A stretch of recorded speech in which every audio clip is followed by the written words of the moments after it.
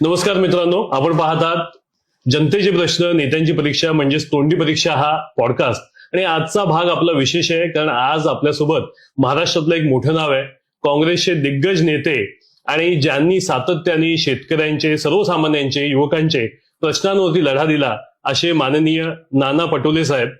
आणि आज आपण त्यांच्याकडनं त्यांच्या राजकीय विजन बद्दल, त्यांच्या भविष्यातल्या धोरणांबद्दल जाणून घेणार आहोत. साहेब, आपलं मनपूर्वक स्वागत आहे. नमस्कार सर, आपण सुरुवात केली गोंदियामधनं, अतिशय ग्रामीण भागातनं, आणि एक मोठा राजकीय पल्ला आपण गाठलेला आहे. दिल्लीमध्ये विशेष ओळख आपण निर्माण केली. आणि जेव्हा हे करत असताना मी असं म्हणेन की एका चांगल्या अर्थाने बंडखोर नेता म्हणून आपली ओळख निर्माण झाली. ही आक्रमकता, ही लढाऊ वृत्ती निर्माण होण्यामागे कुठली कारणं होती? कुठल्या कुठल्या अशा आठवणी तुम्ही सांगू शकाल? बघा, मी कॉलेजमध्ये जेव्हा शिकत होतो, मी साकोली भंडारा जिल्ह्यातलं कॉलेज, आमचं गाव तिथंच आहे. आणि त्यावेळेस मी कॉलेजमध्ये शिकत असताना आमच्या बरोबरची अनेक मुलं मुली मनरेगाच्या कामावर जाऊन कपडे पुस्तकं घ्यायचे, अशा पद्धतीची स्थिती मी पाहिली. आणि शेड्यूल कास्ट, शेड्यूल ट्राईबचे मुलांना स्कॉलरशिप मिळायची, पण ओबीसीच्या मुलींना स्कॉलरशिप मिळायची नाही. कॉलेजमध्ये गेल्यानंतर संविधानही आम्हाला शिकता आलं, वाचता आलं. पॉलिटिकल सायन्स माझा विषय होता. आणि त्याच्यामध्ये माझ्या लक्षात आलं की मुद्दामून हा जो बहुजन समाज जो आहे, याला एकत्रित येऊ न देण्याची काही व्यवस्था राज्यकर्त्यांनी निर्माण केलेली आहे. आणि ती चीड माझ्या मनात होती. आणि तिथूनच मी सुरुवात केली कॉलेजच्या जीवनातून. जिल्हा परिषदला निवडून आलो, इंडिपेंडेंट आलो. म्हणाल ना बंडखोर नेता, तर मी तिथूनच सुरुवात झाली. आणि मग जिल्हा परिषदला आलो. 95ला विधानसभा इंडिपेंडेंट लढली, थोड्या मताने हारलो.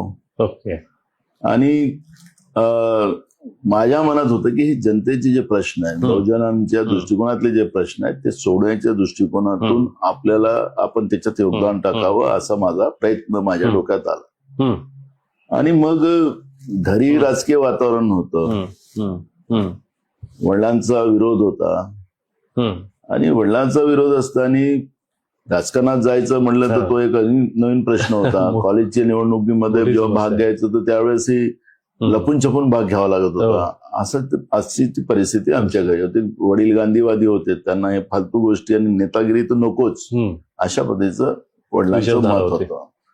त्यामुळे पण जे मनामध्ये जे शल्य होतं ते कसं आपल्याला पूर्ण करता येईल, ते सत्तेत गेल्याशिवाय किंवा लोकप्रतिनिधी झाल्याशिवाय आपल्याला ते सोडवता येणार नाही, ही भूमिका माझ्या मनात होती.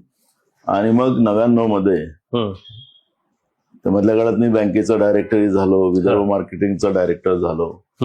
पण संघर्षाने, राजकीय पार्श्वभूमी घरात नसताना सर्वसामान्यांचे प्रश्न घेऊन लढावं, ही भूमिका माझी होती. आणि त्याच दृष्टिकोनातून मी आलो. 99 मध्ये काँग्रेसने मला तिकीट दिली आणि चांगल्या मताने मी त्यावेळेस निवडून आलो. दुसऱ्या टर्मला पण मी चांगल्या मताने निवडून आलो, म्हणजे विदर्भात सगळ्यात हायेस्ट मताचं माझं मताधिक्य होतं. आणि असं करता करता आलो. पण तिथं मला आडवं, कारण की संघर्ष माझ्या 5वीलाच पुजला होता, अशी परिस्थिती होती. प्रफुल्ल पटेल सारखा एक धनाढ्य व्यक्ती जो जमिनीवर नव्हता, पण पैशाच्या भरोशावर राजकारण करणं हा त्याचा धंदा होता. आणि त्या विलासरावांच्या मंत्रिमंडळात मला 2दा कॅबिनेट बनण्याचा संधी आली. पण हे जी पॉलिसी होती राष्ट्रवादीची त्यावेळेस, ही काँग्रेसची जी चांगली लिडरशिप आहे ती पुढे येऊ द्यायची नाही आणि तिला तिथंच संपवायचं, ही जी पॉलिसी राष्ट्रवादीची त्या काळातली होती, त्याच्यामध्ये मी सुद्धा मोहरा ठरलो. आणि दिल्लीमध्ये माझं नाव कापण्याची व्यवस्था यांच्या माध्यमातून होत होती. विलासराव दिल्लीत चालले गेले. आणि मग अशोक चव्हाण झालेत. अशोक चव्हाणनी त्यांच्या मनात काय असतं ते तर आज आपण पाहिलंच, ते कुठे आहेत आता, त्यामुळे त्याच्यावर प्रतिक्रिया देणं काही बरोबर नाही. पण मग मी विचार केला की या प्रफुल्ल पटेलच्याच विरोधात आपण लोकसभा लढली पाहिजे. आणि तो काळ असा होता की मी 2007 मध्ये अशोक चव्हाण मुख्यमंत्री होते राज्यातले, मी त्यांना भेटलो आणि स्वतः पक्षाकडूनच शेतकऱ्यांच्या विषयावरचा एक ठराव, प्रस्ताव विधानसभेत आणला गेला आणि त्याच्यावर मला बोलायला पहिल्यांदा संधी मिळाली. मी अशोक चव्हाण मी बोललो की आपण याच्यामध्ये शेतकऱ्यांची कर्जमाफी करावी, कारण की दुष्काळ पडलेला आहे, शेतकरी अडचणीत आलेला आहे. ते म्हणले की ठीक आहे, तुम्ही बोला, मागणी करा. आज कॅबिनेट आहे, कॅबिनेटमध्ये आम्ही निर्णय करतो. जेव्हा 7-8 वाजले होते रात्रीचे, मी दिवसभर सभागृहात होतो आणि जेव्हा हे बाळासाहेब थोरात त्यावेळेस कृषी मंत्री होते, यांनी उत्तर दिलं की आम्ही कर्जमाफी करू शकत नाही. आणि मी तात्काळ त्याच वेळेस आमदारकीचा राजीनामा टाकला विधानसभेत आणि मोठा गोंधळ उडला. रात्री 8 वाजता जवळजवळ मग मला म्हणाले की ते दिल्लीतून प्रेशर आलं असेल. मला म्हणले की तुम्ही राजीनामा वापस घ्या. मी म्हटलं नाही केला. कर्जमाफी करत असाल तर राजीनामा वापस घेऊ.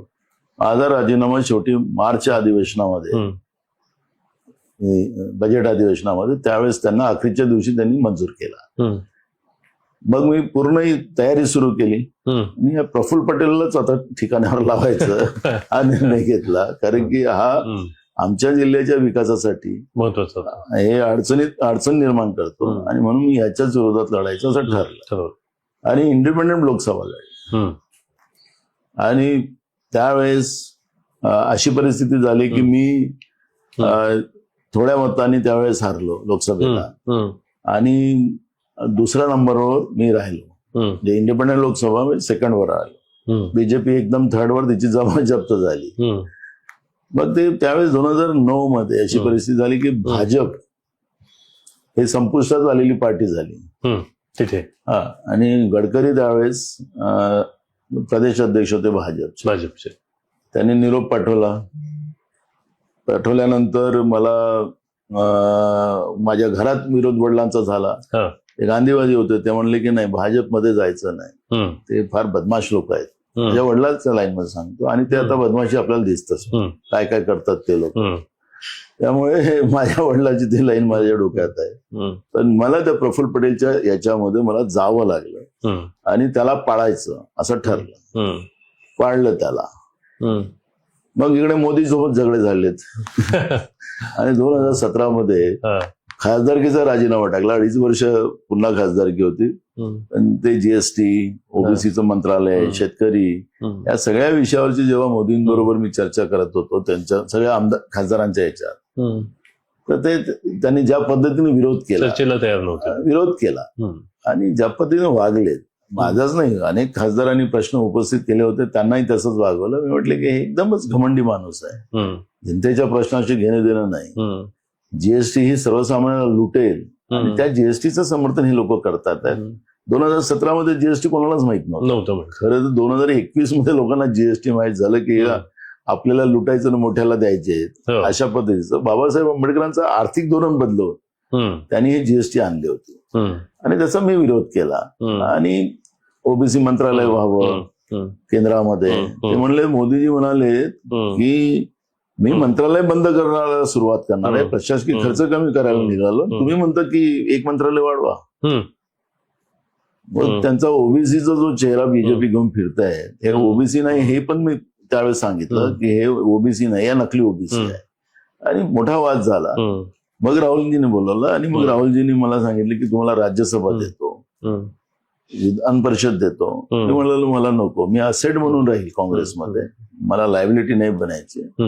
आणि अखेरी आज काँग्रेसच्या विचारधारेला महाराष्ट्रामध्ये मजबूतीनं पेरण्याचं काम मी करतो आहे आणि मला त्याचाच आनंद आहे. मला हे पण विचारायचं आहे की जेव्हा तुमची ही आक्रमकता आहे, विरोधक म्हणतात या आक्रमकतेचा खरं तर पक्षाला अनेक वेळेला अडचण होते, तुमच्याच पक्षाला. तर ही जी काही बंडखोरी आहे ही तुमची राजनीतिक रणनीतीच आहे? नाही, हे राजनीतिक नाही.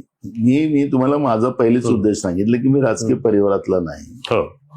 आणि मी जेव्हा इथं आलो तर त्यावेळेस राजकारणात आलो, त्यावेळेस मी लोकांची लढाई लढायचं हे माझ्या डोक्यातला विषय आहे आणि आजही आहे.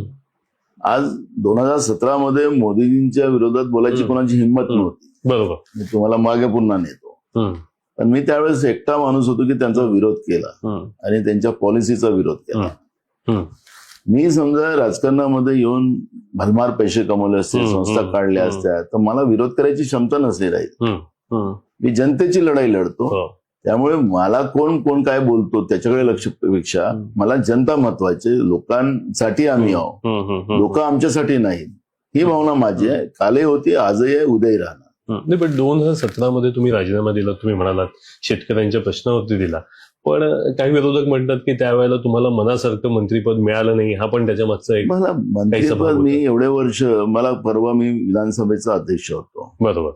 आणि विधानसभा अध्यक्ष असताना मी जी काही माझी छाप सोडली त्या खुर्चीवर बसून, त्या खुर्चीला काय जबाबदारी असते, खुर्ची कशी चालवायची असते, मी दाखवली. नक्कीच. त्यावेळेस अशी परिस्थिती की उद्धव ठाकरेंकडे कमी लोक, माझ्याकडे जास्त लोक यायचे. ते मुख्यमंत्री होते आणि मला खुर्ची ही जनतेची आहे एवढं मला माहिती आहे. त्यामुळे मला पक्षाने सांगितलं की 11 महिन्याच्या नंतर सांगितले की तुम्ही सोडा आणि तुम्ही प्रदेश अध्यक्ष. मी एका मिनिटात तयार झालो, मी काही विरोध नाही केला. मला खुर्ची आणि मनाप्रमाणे नाही, जनतेच्या मनाप्रमाणे सरकार चालावी हे माझं मत आहे. बरोबर. हे माझ्या स्वतःसाठी नाही, जनतेसाठी चालावी हे माझं मत आहे. तर कोणी लोकांना त्याच्या स्वतःच्या स्वार्थासाठी बोलायचं असेल तर तो त्यांचा भाग आहे. मी कृतीने करून दाखवलेला आहे आणि मला बोलता येतं, मला सांगता येतं. मी सत्तेसाठी नाही, माझी लढाई जनतेसाठी आहे आणि लोक मला त्या पद्धतीनं, आजही तोच सन्मान माझा आहे. कालही होता, आजही आहे आणि उद्याही राहणार. पण तसाच एक महत्वाचा विषय आहे की स्वतंत्र विदर्भ, याच्याबद्दल अनेक साऱ्या पक्षांनी भूमिका मांडल्या, आश्वासनं दिली, पण आता कोणी त्याच्यावरती काही बोलायला तयार नाही. एक नेता म्हणून नाही, पण विदर्भाचा पुत्र म्हणून तुमची भूमिका काय याच्याबद्दल, तुमचं मत काय? बघा, मला राजकीय अजेंडा लावायचा नाही. बीजेपी नेहमी राजकीय अजेंडा लाभवतो. बरोबर. बीजेपीने तर लोकांना सांगितलं की आमचं राज्यात सरकार आलं, केंद्रातही आलं, आम्ही तुम्हाला विदर्भ वेगळा करून देतो. बघा, आता बहुमताचं सरकार केंद्रात होतं, राज्यात होतं. हा अजेंडा राजकीय या लोकांनी वापरला, तो मला वापरायचा नाही. बरोबर. आणि मी विदर्भातला आहे, माझ्या विदर्भातला विकास व्हावा ही माझी कल्पना स्वाभाविक आहे, राहिलीच पाहिजे, ते काही त्याचं दुमत नाही. पण आणि मला विदर्भाने, आम्हाला निसर्गाने भरपूर दिलेला आहे, त्याला फक्त एक दिशा देण्याचंच काम करायचं आहे, बाकी काही करायचं. जसं कोकण आहे, कोकणाला भरपूर दिलेला निसर्गाने, पण त्याला थोडी दिशा देण्याचं काम आहे. तेच पाणी आम्ही वरचं पाणी थांबवलं तर कोकणासारखं, मी तुम्हाला सांगतो की काय पश्चिम महाराष्ट्र या गोष्टी करतात. मी तुम्हाला सांगतो, कोकण, विदर्भ आणि मराठवाडा आणि उत्तर महाराष्ट्र हे 3-4 प्रांत असे आहेत की याला थोडी थोडी दिशा द्यायची आहे. बस. माझ्याजवळ पूर्ण महाराष्ट्राचं ब्ल्यूप्रिंट तयार आहे विकासाचं. मी तुम्हाला सांगतो की 2 वर्षात महाराष्ट्राला एक चांगली दिशा सत्तेच्या माध्यमातून देत आहेत. पण सत्तेमध्ये बसलेली लोकांना ते करायचंच नाहीये. मुठभर लोकांसाठी काम करायचं आहे, महाराष्ट्राच्या जनतेसाठी काम करायचं नाहीये आणि स्वतःसाठी काम करायचं आहे. मला महाराष्ट्रासाठी काम करायचं आहे. त्याच्यामुळे हे जे पॉलिटिकल अजेंडा जो असतो काही लोकांचा, तो पॉलिटिकल अजेंडा फक्त सत्ता मिळवायसाठी असते, आम्ही सत्तेसाठी नाही. आमची लढाई ही कालही होती, आजही आणि उद्याही राहणार आहे, ती महाराष्ट्रासाठी राहणार आहे. त्यामुळे हा पॉलिटिकल अजेंडा भाजपसारखं खोटं बोलून मला करता येणार नाही. ज्यावेळेस लोकभावना आणि लोकांची काय मानसिकता असेल त्याच्या आधारावर निर्णय आपल्याला घेता येईल. कारण की अखेरी सरकार हे जनतेसाठी चालावं, त्यामुळे विदर्भाच्या जनतेचं मत असेल. कारण की आपल्याला मधल्या काळात तर आपण पाहिलं तुमचं वैयक्तिक मत नाही की विदर्भासाठी वेगळी ब्लूप्रिंट. मला पॉलिटिकल अजेंडा नाही करायचं. सत्तेत येऊन मग त्याला मला केंद्राने परवानगी दिली नाही, मग मी असं केलं. मी जे बोलेल तेच करेल. ज्या दिवशी समजा मला संधी आली आणि विदर्भातल्या लोकांनी म्हणाले की नाही, आम्हाला आता हे संधी आलेली, केंद्रात तुमचं सरकार आहे, आम्हाला करा, आम्ही आमच्या केंद्राच्या लोकांना सांगू की बाबा एक वेगळं राज्य, काँग्रेसची सत्ता वर आणि खाली असेल तर करता येईल. पण मला असं वाटतं की मराठी भाषिकांचं एक राज्य निर्माण करण्याची संकल्पना पूर्वजांनी केलेली आहे. 105 लोकांचं बलिदान झालेलं आहे. अखेर त्यांच्या मनात काहीतरी त्यावेळेची भूमिका असेल. आता समजा आता काही पार्टिशन करायचं झालं तर त्याला कमजोर करून नाही चालणार नाही. बरोबर. अखेरी पार्टिशन त्यावेळेस लोकांच्या भावना पूर्ण महाराष्ट्राचा समविकास झाला तर महाराष्ट्रातले लोक थोडी म्हणणार आहे ते वेगळे करा. वेगळे करा. आता तुम्ही मराठवाड्यात गेलं तर काही लोक म्हणतात आम्हाला तेलंगणात टाका, काही आंध्रमध्ये टाका, काही म्हणतात आम्हाला कर्नाटकमध्ये टाका. आता असं मानताय, असं मागतात. आता जे महाराष्ट्रामध्ये जे समविकासाची परंपरा बंद